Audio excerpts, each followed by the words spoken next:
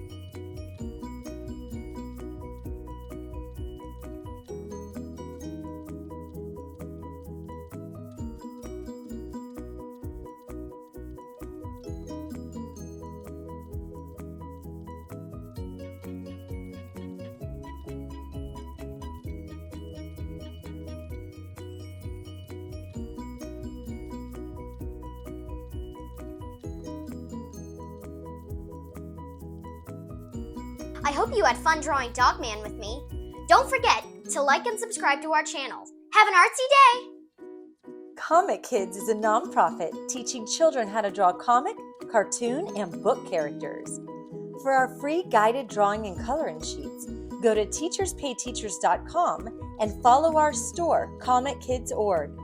To learn more about our organization and to purchase our books, go to comickids.org and follow us on Instagram.